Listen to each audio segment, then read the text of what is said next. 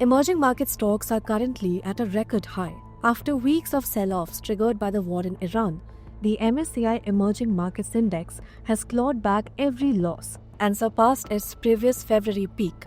It looks like a full recovery, but it is not a typical emerging markets rally. Three chip makers are responsible for nearly half the gains. Taiwan and South Korea have fully bounced back. China and Hong Kong have partially recovered, but India, one of the index's biggest constituents, is still lagging.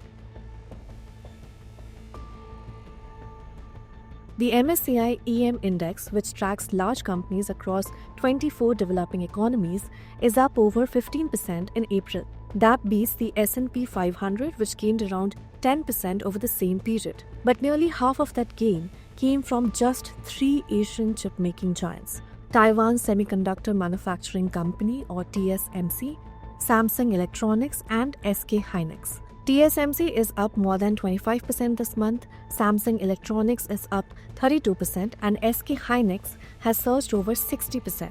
Together, these three stocks now make up nearly a quarter of the MSCI EM index. But why these three? Because they sit at the very core of the global AI supply chain.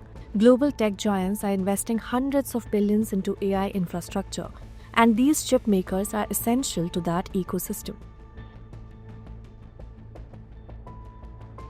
Now, it's not just AI. The US dollar has weakened after rising during the Iran war. A softer dollar boosts emerging market exports. Also, valuations in emerging markets remain cheaper than those of US stocks, attracting investors. This dominance is visible at the country level, with Taiwan and South Korea fully recovered. Taiwan's market is up about 21% this month. South Korea's Kospi index has jumped 24%, its best monthly gain since 1998. Together, Taiwan and South Korea now make up nearly 44% of the MSCI EM index, while China and Hong Kong have partially recovered. Now let's talk about what is not keeping up.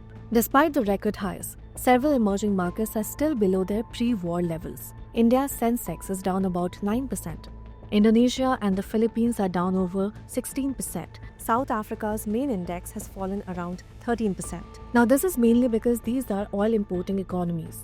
The war in Iran pushed energy prices up, leading to higher inflation, wider trade deficits, and pressure on government finances. Also, global money is chasing AI, tech, and chip supply chains, not broader emerging markets. And India had an additional problem. Valuations were already high before the conflict began. Foreign institutional investors have been pulling capital out, rotating toward cheaper, faster-growing markets like China and South Korea. So yes, emerging markets are at a record high, but that record sits on a very narrow base, driven by only three Asian chip-making giants in just two markets. And for many emerging economies, the recovery is still incomplete. Follow Business Standard for more stories.